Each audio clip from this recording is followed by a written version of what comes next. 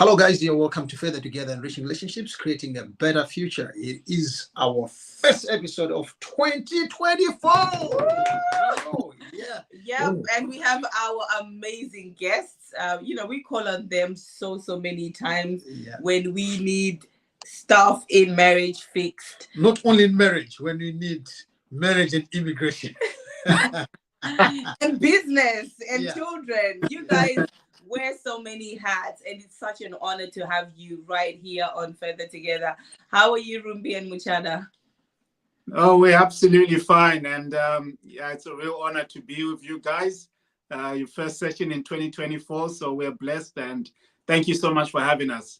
Yeah. It is an honor. It's an honor having you. Happy New Year. Yes. Rumbi, how are you, sis? I'm good. I'm blessed to be here, blessed to be in 2024. Tapinda. We thank God. Yeah, it's a dream come true. Priscilla was in hospital on her birthday in September, so us getting into 2024 and celebrating, we see the goodness of God. We are not just celebrating a new year, but we are also celebrating what God did in 2023, preserving and protecting us. And we know you guys, you might be having more or less a similar, story, God protecting and preserving you. So it's a great honor we thank God. Amen. How has been 2023 for you guys? That was 2023. It's been good. It's been challenging, but victorious. So we are grateful. It's been a good year. Lots of experiences. Muchada turned 50 in December 2022, but we celebrated with his bucket. We ticked off part of his bucket list, to go for his 50th in Hawaii.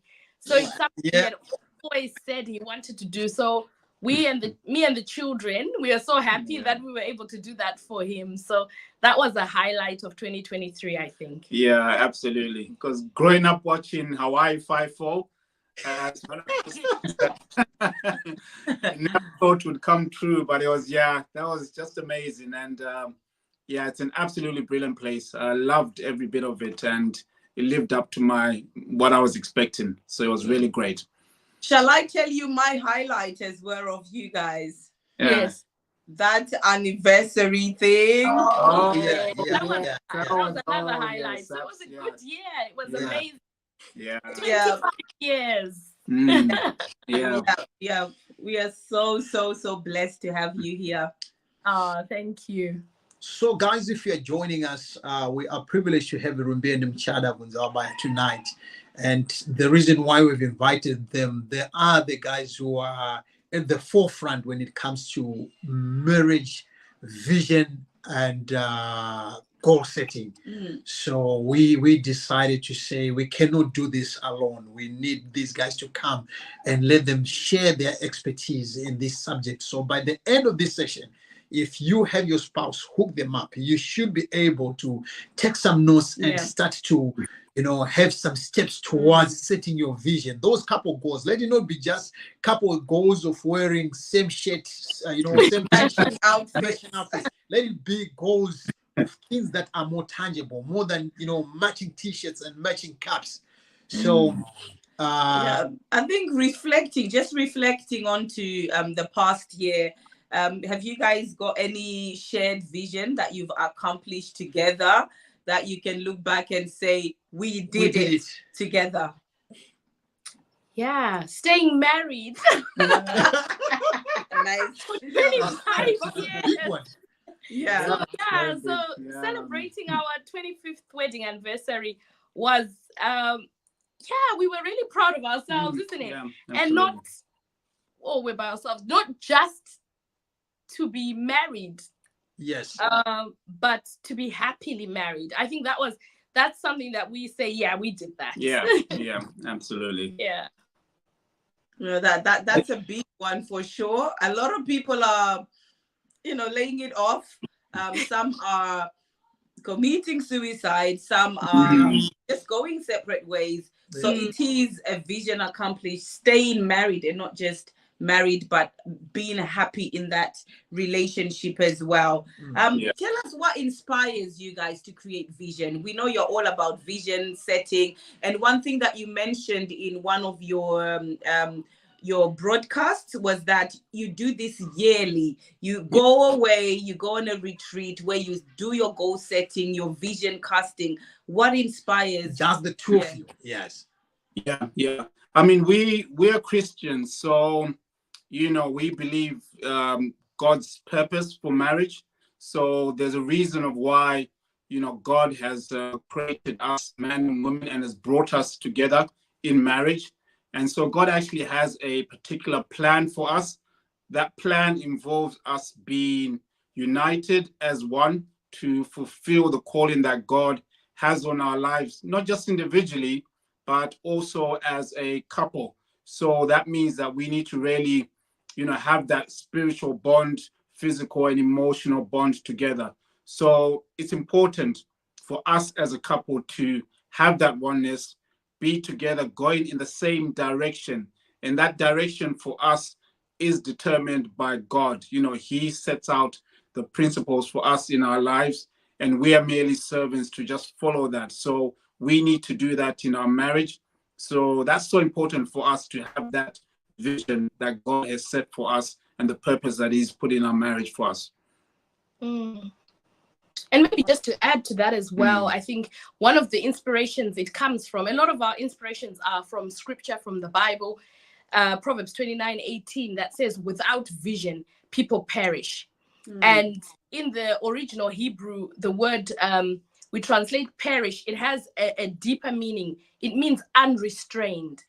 And so if you think about two people who are tied together, and when the two are restrained, but they try to do their own thing, they pull against each other, they go around in circles, they fight, they struggle to move in the same direction unless they work together. So when people are joined together, if they're walking together, then they will walk in one direction and succeed. But when they pull at each other, then they're not able to move in the direction that they're going. So they need to agree on a direction, and they need a vision so that they can move forward. So as husband and wife, we are linked together. But our marriage needs a purpose and it needs a vision. So for us, that's one of the inspirations that drives us to always have, to revisit, to understand, why are we two together? Where are we going? And how are we going to get there? And that's something that we need to revisit and relook at all the time so that we understand our purpose in being together. Wow. Well, the idea of vision is a great one. However, when it comes to couples, there's this challenge where they will say, I have my own vision, especially to guys who are in their middle age. Midlife. Yes. More of doing projects back home, because we feel like we have more respect when you go back to Zimbabwe or to Nigeria, wherever you come from. So their vision and their ideas are more Afro-centered. And yet when you look at women, they are, easygoing. They want to have a vision that has a lot to do with the UK. And so we are, we have this tug of war then, where there is somebody with his own vision and another one with her own vision. How do we bring them together to make it a shared vision? Yeah, and you're absolutely right. I mean, those challenges definitely are there. And I think the sad reality in that is there was never really a common shared vision that they've actually sat down and discussed as a couple, whether it was when they were dating or at the start of their marriage or when they migrated to the UK or met up in the UK. So I think that's going to have to be some of the tough conversations that people genuinely need to have if they're married. And what we're talking about earlier about having that shared vision and being together, moving in that one direction, it might just be, and it's going to be important for you to have a long-term vision. So it could be a long-term vision that's for 5 years, 10 years. How are we getting to that particular stage? And what's the plan to get to where we want to be in 5 years, where we want to be in 10 years? And then you need to come back to just understanding that you're going to have seasons in life. So it might be the season is we are here in the UK now, but maybe later on we are looking at migrating to Zimbabwe or wherever it may be. And sadly, at the end of the day, there is going to have to be compromise, because if you're going to stick together and be in a marriage, you can't have one person saying, I'm doing my stuff, you're doing your stuff. It's not going to work. It will absolutely not work. So you have to commit to saying, are we going to be in this marriage? And if we are, there's certain stages we have to compromise, but we need to talk about it. We need to communicate and see how do we get past this particular stumbling block. And perhaps I could just jump in and give an example. You mentioned, Kuti, that it's mostly the men who want to go back. Yes. So in our relationship, it's the opposite. It's the opposite. Ever since I've come here, I have always wanted to go back home. I think from the minute I landed, anyone who knows me, last week you had our good friends, Sarah and Jamie, and I remember Sarah always asking me, your 6 months are up, because I used to say, I'm only going to stay here 6 months and then I'm going back. I don't like this country. And most of my family are back home and in Zimbabwe. So for me, I've always had that pull that I wanted to go back. So we had these discussions and this sort of like tug of war. So even our first property that we bought, I bought it. Muchada never even saw it because I did it by myself with my brother, and I bought the house in Zimbabwe because that was my plan. And he wasn't agreeing to it. So even up to the time I sold that house, he never saw it. So I had that issue of I'm going back. So it's not always idyllic like what we're saying, that you have this, it's all nice and you have this common vision and you're working towards it all the time. At the beginning, because I had my own plan, and my family would even say, if you were here, like my dad, he was heartbroken. His last born, she was a lawyer in Zimbabwe and she's in England doing care, and that for him was devastating. So for me, there was that pull that I want to go back home. But in the end, I had to learn, perhaps there was a bit of submission there. I had to learn to submit to him. I had to learn that he's the head. And so I have to, we had to talk about it. And he said to me, okay, we've got kids. The kids are here. We're living here. They're in school. Yeah. So I understand what you're saying, that you want to go and live in Zimbabwe, but we can work towards that. So we changed our thinking. We decided to start investing in property here so I sold that property in Zim, and it really helped us. It was a really good investment in the end because we were able to spend money. So we made money. We made money on that property. So it was a good investment. But it helps us to as a stepping stone for our properties here. And then we were now we could plan. So the children had to grow and they had to go to school here. And so we agreed that I would wait. And we then invest back home, and I would be able to live in both places. So we had to compromise. We had to understand. But one of us had to perhaps lay down their immediate desire and understand where the other is coming from. Because I think one thing was, I understand what you're saying, but we can't, doing it now. Here are the pros, here are the cons, and let's weigh it out. And it's not just you, because there's also the children. And I think the environment in Zimbabwe as well, the economy and the timing, it wasn't right. But now for us, when the children are our children our daughter is in A level, so she'll be going to university. It's now a better time for us to be able to live out that dream, and I can go and spend some time with my mom, and then we can come back here, we can work remotely, we can still be able to do the things that we established. So now we're able to do that. But it's been like how many years? I think like 15, 20 years. But there's had to be compromise. There's had to one ways to come down. Wow, thank you so much for sharing that. Compromise. Yes. And the Bible says, can two walk together? I agree. Absolutely. Pastor Stanley says, lawyer doing care. Yeah, indeed. There was submission.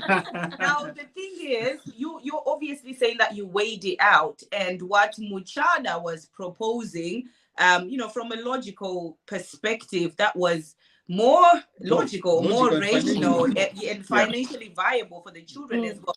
Now we have cases where the head of the house is saying, let's go home. Like, let's just go there. Once we are there, they will do their cross the river when we reach but there. no personal plan. And there's no plan whatsoever. Yes, there's no plan. And the husband is saying, I know you're a nurse, I know you're a social worker, you're a lawyer, you're getting good money. But listen, home is home. We need to go home. Let's go home. But there is no proper planning. How do we do we navigate such? I think, do you want me to jump in? Jump in. I think the head, I think I'll leave the head to answer. What do you say about your other heads? My other head. Yes, speak for your head. I think the frustration that happens with a lot of men in that situation, it's I think there's an issue of adapting. They probably haven't managed to adapt to, being in the UK. So potentially you might have had, Baba Musha Wangari executive or very good job, which he had the respect that he felt he needs as the head of the house. And maybe here things haven't worked out, whether he's had to go into care or in industry or job that actually doesn't meet their qualifications. So I think there's that root issue, isn't it, of respect. And he feels that I will earn that respect if I go to Zimbabwe. But the reality, or Nigeria, or wherever it may be, but the reality is if you're definitely going with no plan, then the sad reality is respect, Yachoga, it's not going to come by just you relocating, because you as the head, your family needs you. Your family needs you to show leadership. And part of that leadership is planning. So if you actually have a very viable, good business proposal, whatever it may be, that's going to sustain your family in Zimbabwe, it's very rare for a wife to then say, Baba Mutara Shanem Soro. But the problem would probably come is where there is no clear plan. And see what happens when we get there is not a plan. You're literally planning to fail. And that's not going to be good for your own self-esteem, but also for the impact on your family and on your marriage. So I think serious questions need to be asked, and the conversation about having those tough, conversations with your wife about, is this really the right thing, not just for yourself, but also for your family, because it will impact you as the head, because it won't work out if there's no plan to that move. And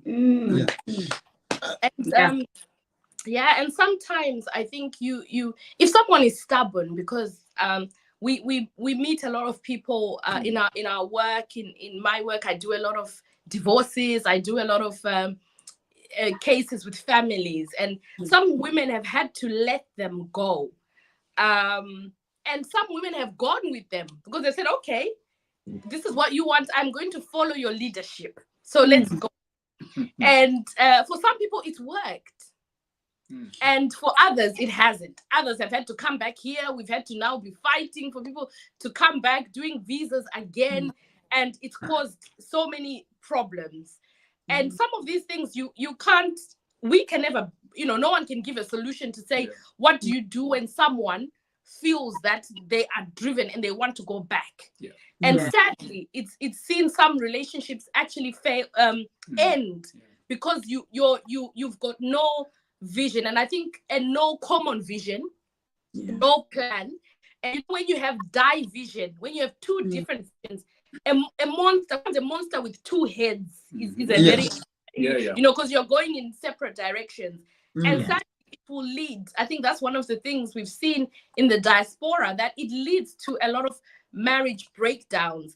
And one of the things we are trying and we do is work probably more with the younger ones, because the young people, they have really open conversations even before they get married, and they know what they want to do, what they want to achieve. And if their visions are not aligning, they don't even go further in their relationships. Their way of doing things is very different. Isus tango wira. I think tango wira.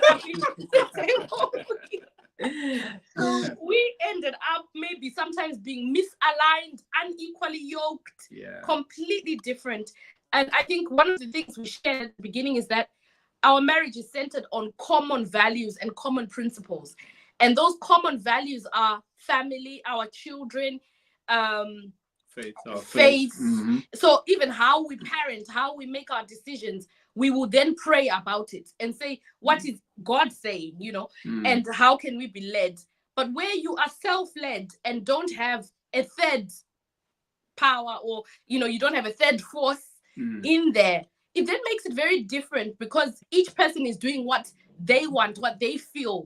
There's no other restraint that comes. And so it's more self-motivated, that I want to do this for myself, regardless of my children who are writing their O-levels. I want to make a plan to go back to Zimbabwe, to Nigeria, to Kenya right now. It's difficult, isn't it, in those scenarios? And one of those things that sadly it leads to a lot of relationships breaking down or going back, and things they're not working out.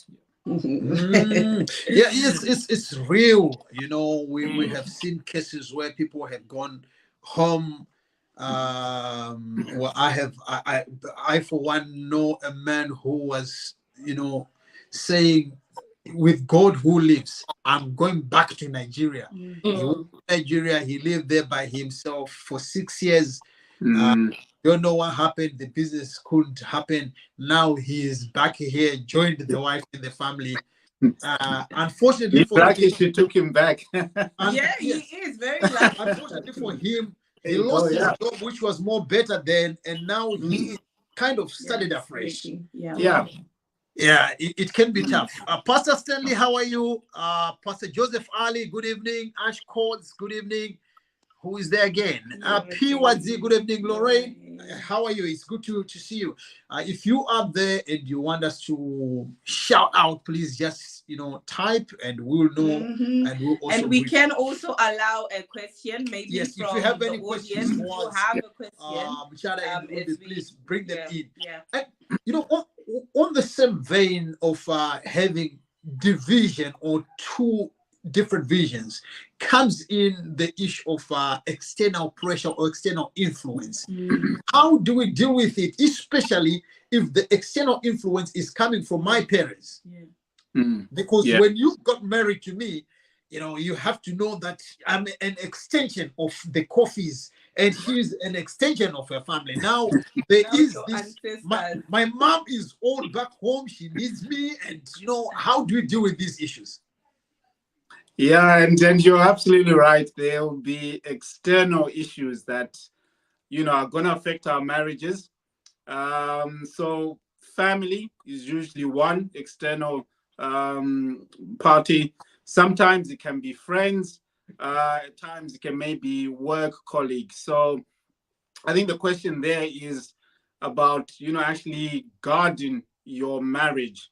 For us, one thing that really just helped us navigate some of those issues that could have arisen from external people is actually having looking after ourselves and protecting ourselves. We knew exactly what we wanted to accomplish, what we wanted to achieve and we knew our long-term goals. So we more or less built walls around ourselves that protected us. And we had a common front. So you wouldn't find a situation, Yaguti, Rumbi goes and talks to her family and says, we're going to do this or want to do this. It would always be, this is what we are doing as a couple. So even if I'm asked anything from even my family, it's always that common and that same stand, Kuti, this is where we stand as a couple. So being able to really guard yourselves as a couple is important. And it's, it ties really back to that long-term vision, that having a plan, that being together, that direction, that one direction. And when you've got that one direction, Kuti, for you to be derailed or to be swayed to the right or to left, it becomes a lot more difficult. And I think also you have to understand that, there are other forces that are a factor here. There's sometimes spiritual warfare that's taking place. Our marriages are under attack. And sadly, what you will find is that it's usually the closest people to us, our family or our friends, that will then be used to bring that division. So I think appreciating that for us is really important, that we also guard ourselves spiritually and pray so that, we know that it's not necessarily our families we're trying to deal with, but there's something spiritual here that's trying to break up our marriages. And I think as well, the Bible tells us that a man should live and cleave. So a woman is not told to live and cleave. A man is told to live and cleave. And there's a reason why it's the man who is told. Yes. So the influence as well, I think it's so important to understand the spirit realm, and the fact that we don't fight against flesh and blood. And sometimes the influence can come in to destroy. Although it seems like a good influence, it can be the what is coming in to destroy. And we have to and like now in the age that we live in, a lot of people undermine spirituality. They look down upon it. They think it's not real. But whilst you were asking that question, something that came to my mind is even some of the things that we've had to do is to pray about severing umbilical cords in our husband, the spiritual cord. Some people can be in some relationships, and even with some people that I've supported, women in their marriages, it's that cord which hasn't been severed in a spiritual sense. So you'll find a man who's controlled by his mother or controlled by he's a mommy's boy, but it's a spiritual thing that has to be severed. And through prayer, those are some of the things that you cut. So you cut things and you realign your cleaving and pray and build a hedge of protection, and make sure that you are people who are communicating often. We were blessed that when we were just young and getting married, Mr. B's uncle, Sekuru, Sekuru sat us down and said, Mzukuru, you have to live and cleave. This one, she's your priority now. She's number one. Rumbi is the person that she is your responsibility. She is your number one priority. So you have to put her above everything else. As much as you love your mom, this is now your priority number one. And Sekuru, he helped us. We were very young, but he helped us. And one of the things he says, first thing is you must move out. Remember, he says, and stop living with your mom. You have to go. You're a man now. You're a father. And you've got responsibility. Lead. You're a leader. Lead. And we remembered that. And it's something that mentors and, like Vanase Kuru have got such a big responsibility to play. So we were blessed that we were able to be mentored. And it's something that stuck. And so even if it looks like Ulingawa Jikiswa and you're just you're putting your core family first, that's biblical, and it protects you because you've got those that core. So you build that unity and that oneness. So it then becomes us. And when anyone comes, you have that confidence to say, this is what we are saying.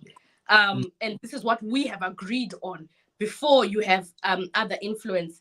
And another third force, I think as well, besides family, is a lot of relationships are broken down by influences that come in with affairs and other people now taking resources from, you're taking resources from the home, priorities, other children, and so you are now fighting against so many different forces.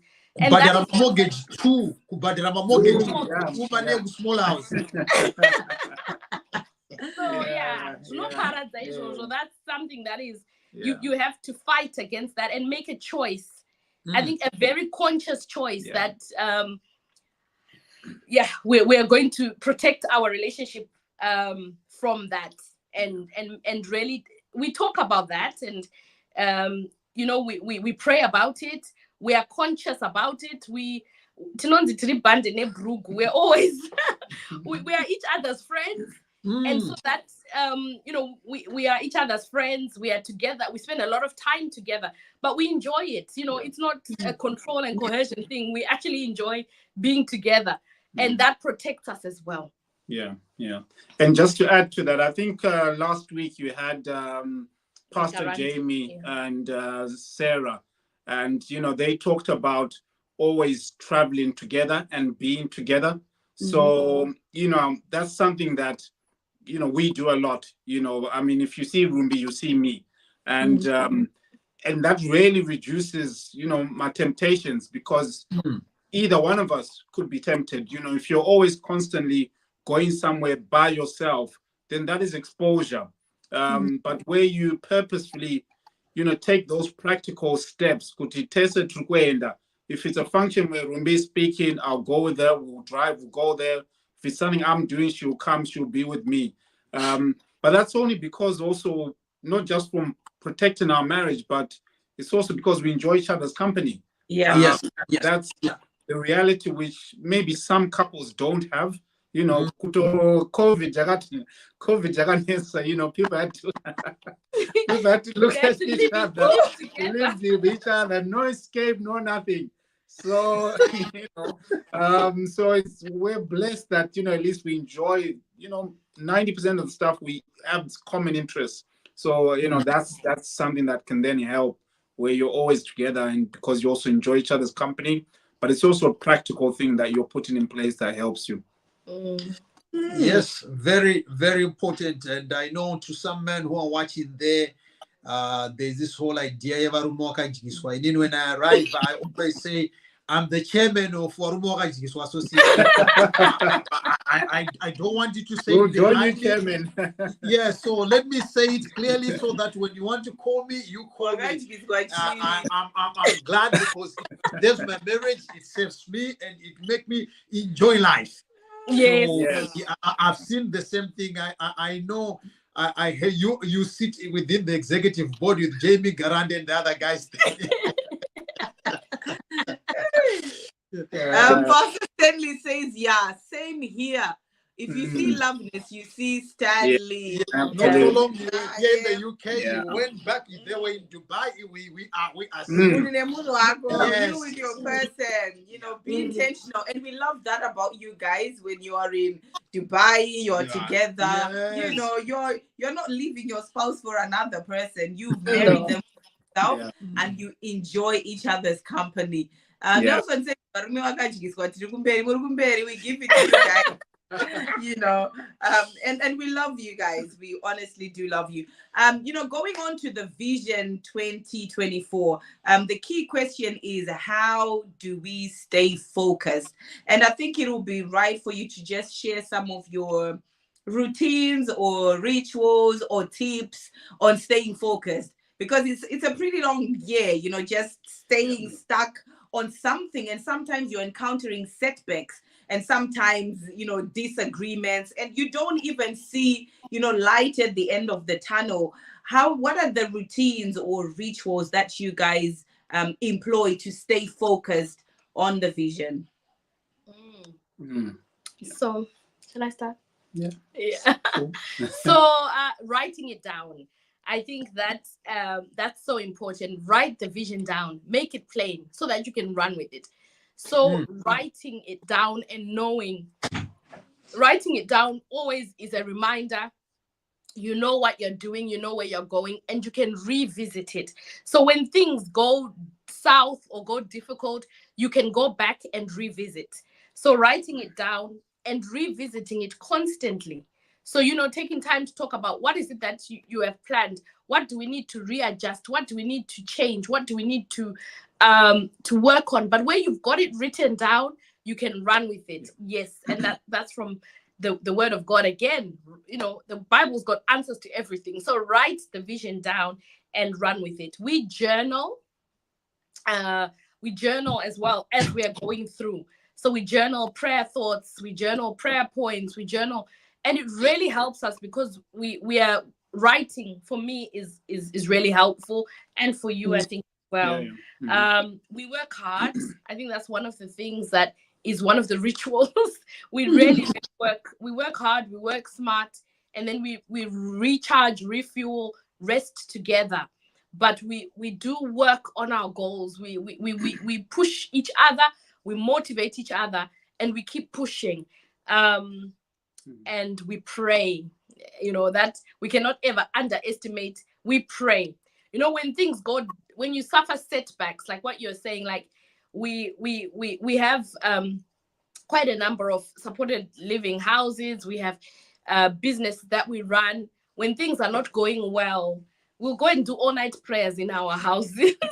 Wow. We won't leave. We will be praying. We need breakthrough in this place. And I remember once we were mentoring a couple, and one of the strategies we gave them for their business was prayer.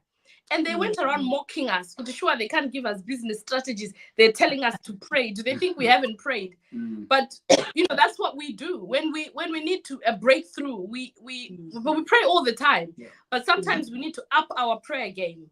So we need to fast. We need to pray. We need to go into that place. We need to speak into it and pull down strongholds. And we need to fight and push. Yeah. So that's something that whatever vision you have, your vision won't just happen. Nothing just happens. So it's those things that we do. You write it down, you pray about it, you work hard, you revisit it, you keep pushing. You might be knocked down, but you get up again and you keep going. So those are things that we do. And just to add to some of the stuff that Rumbi's also said, because I think an important thing is just constantly wanting to grow and constantly wanting to develop each other.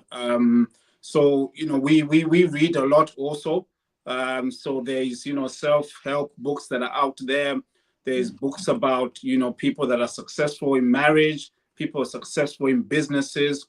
So all of those things can also help and equip you to be a better person individually, but also even as a couple. And then also something that's very important is being able to have, mentors that you can actually go to. Somebody else that you can say, look, I'm struggling with A, B, C, D, please help me out. Or, bounce some ideas with them to say, look, I'm thinking about this, you've got a bit of experience in this. What do you think will work? So, always continually looking at developing yourself, learning from others, always be adaptable, be willing to learn, because you're never going to know everything yourself. And when you're open, humble enough to learn, that will also help you to, to see how to bring value into your marriage, because, as husband and wife, we're both bringing in value into the marriage. And so it's important that we continue to develop ourselves. So that's also quite important. And I think maybe just the last thing is exercise. We should never underestimate exercising. Keeping our bodies healthy and physically fit is so important, because you're going to be stressed. Life is stressful.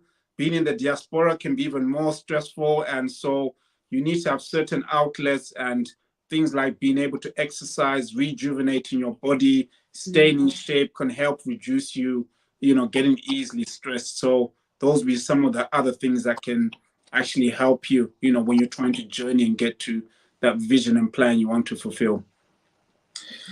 Yeah, lots of nuggets there. I just want to piggyback on the issue of self-development, personal development, and having mentorship. You guys, you have an event which is coming from the 3rd to the 4th of February, 2024, mainly made for couples. It's tailor-made for couples, to deal with our vision, our goals for 2024. Can you take us through that? What are we expecting? And just share with us about the event, please. Yeah, so we're really excited to be hosting this vision retreat. So we do our own vision retreats, and we usually go away. And last year, I remember we were showing some pictures on Instagram, and a lot of people said, "Oh, can you do one where we all can come and stuff like that?" So we said, "All right, we'll do one." So it's the first time we've done a vision retreat. So it'll be a chance for couples to come together. We're doing it in a nice hotel in Warwickshire called Arden Court. So there'll be time for people to relax as well and just enjoy the facilities, and just time to get away from home, to rethink and to look at where are we now, where are we going, and how are we going to get there. So what we're encouraging the couples who are coming is to look at key areas in their lives, their relationship. So their relationship, the communication, conflict resolution, how they relate to each other, romance, sex, every aspect of their relationship. Where are you? Are you both him and her? How do you feel about where you are? Where do you want to get to? And how can you get there? And those who are parents, to look at parenting, or if they are like uncles and aunts, or grandparents, or have relationships with children, with people, if they don't have biological children, to look at that aspect of their life. Where are we, and what do we want to achieve? How can we do it? What are the struggles that we're going through? And we've got someone who's coming there, Fadzai, who's going to speak. She's a parenting coach, so she's going to take people through that and actually help them through that. And then finance, because a lot of things revolve around money Answers all things. So guiding people through that, having a frank look at where are we, and that can be something that's so difficult for people to look at. There may be debts, there may be things that you can't even talk about. There may be black tax issues. It's looking at all of those things, and where do we want to get to, and how do we get there? We've I know Tendai Ndoro, she's an expert. People have come to her when their credit rating is low down there. She's helped people to rebuild their credit rating, to buy houses, to do so many things. And I've seen, she's got an amazing track record in helping people to come out of financial issues. But she also takes an approach where she deals with how money affects relationships. So maybe there's a trust issue. There is an issue of resentment, where one person may be earning a lot and the other is not pulling their weight. So it may need forgiveness. It may need people to just resolve those other issues around money. So she takes a very holistic approach, and we'll talk people through that. So I think those are the key areas that we're focusing on, and with money as well as business. So some people are wanting to start businesses, and we're happy to share some of our experiences and help couples as to how to align that vision, because not everyone is a business person. Some people don't even want to hear about it. They want to follow their career goals and go through their careers and work. That's what they want to do. Some people want to be academics. Some people don't want to be self-employed. But if one wants that route, another doesn't, how can we help you to try and navigate that and come up with a common vision? Or you want to, but you don't know how to start. So those are some of the issues that we're going to be covering at the Vision Retreat. So we are excited. We've got a lot of people who signed up, but we still have spaces. So if there's anyone who's watching and is interested, we'll definitely share the link. It's on my website, but we'll share the links for how you can get tickets and how you can sign on. And there might be somebody that has the fear that, each time we try and talk about these vision issues in our house, it always leads to quarrels, disagreements, and things like that, conflict. And I don't know if I should go there and then, end up getting in this spiral of conflict. Just a word to somebody out there. Yeah, I think the vision retreat, I think there's 3 things that you'll be getting from the vision retreat. So tools, knowledge, and environment. So especially if there's issues that you're struggling with, as a couple, we are going to be giving you tools that can help you in terms of how to communicate and express some of those anxieties, some of those fears and things that you're going through. Knowledge, there'll be people that will be sharing their expertise in, the area of family, parenting, finances, business. So they'll give you that knowledge that you will acquire, and for you then to be able to make, good decisions about where are we going to be? What are we doing in 2024? What direction are we going? And thirdly, environment. I think it's so important that these tough conversations that you need to have, you avoiding them doesn't mean that the problem is going to go away. So, and you have to have a conducive environment to discuss it. There's no use, you both come back late from work, my finance, at 8 o'clock in the evening, you're both tired, the kids are screaming and all of that. It's not going to work. You'll end up shouting at each other, or, you won't have a concrete plan. But being able to come away on the weekend, plug away from children, plug away from the pressures of work, and say, do you know what? This February, start of this year, we're going to now sit down and say, this is a conducive environment. Let's talk. Let's try and thrash out these issues. And so, it will be so beneficial just to be intentional. I think that's another thing, just being intentional about your marriage. Block out those few days, in February, and say, you know what, let's go and deal with these things. And you'll be given the tools and the knowledge to help you be able to move forward. A question there for Pastor Stan. He's in Zimbabwe. He's asking. So this particular one is not going to be virtual, but we are arranging another one which will be virtual. So look out for that, and we'll advertise it, because we've had a lot of people asking for a virtual one. So we're certainly going to do that. But this particular one in February is going to be face to face. So nothing beats skin to skin. Pastor said, man of God, come one-on-one with Papa. And we'll come and do one in Zimbabwe. Yes, definitely, yes. So guys, if you're watching, and we know that the whole issue of vision is a difficult one to deal with, especially if you are in isolation. There is an event. It's the beginning of the year. I went to the gym yesterday, fully packed. People were hard up, but the problem is some of them, they do not have anything in place that will take them throughout the year. So you may start and you hype yourself. Yes, you want to buy a house, but do you know the steps to take? This event will be your Ronnie and your staff when the going gets tough. We know it will get tough in the middle of the year. And it will be too late for you to go and find these guys. Why don't you go there? The details, you find them on Rumbi. How do we, your website, please? We'll post. Of course, we'll pin it down here. But for those who want to type right now. Let me look for it. While we are looking, Pastor Thomas, all the way from Mutoko, says, thank you so much, Bvunzawabaya family, for constructive facts and views that families are usually facing further together for the 2024 vision. Thank you so much. Thank you, Pastor Thomas. For joining. So it's www.rumbibvunzawabaya.uk. So www.rumbibvunzawabaya.uk.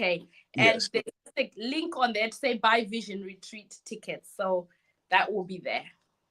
But we will post the flyer in the comment section. We'll post the link as well. So kindly just click on there and you know, fix yourself. This is 2024 and a lot has to be done. Yeah. So do kindly go and just follow the link and purchase yourself a ticket. No, tickets, no, not tickets. Tickets for both of you. We want both. Yes, yeah. You are one. So yeah. You know what? We want to take this opportunity to say thank you so much for affording us this opportunity. We know you guys are really busy. Like I said, if you are not dealing with marriages, you're dealing with your business or your family, then for Rumbi, the hot one these days, immigrate. COS. So we know that it takes a lot for you guys to be here. We want to appreciate you. Oh, Wilson says, I'm enjoying this. Hey, thank you guys. My former youth pastor. Oh, hi, Wilson. How are you? Thank you for joining. What more shall we say to our viewers apart from saying thank you so much for giving us your precious possession, which is your time. Time permitting, God willing, we will meet again next week. For me and my beautiful wife, Rumbi and Muchada, we are signing out till we meet again. God bless you. Yes, guys. Yes. The link. Yeah. Bye.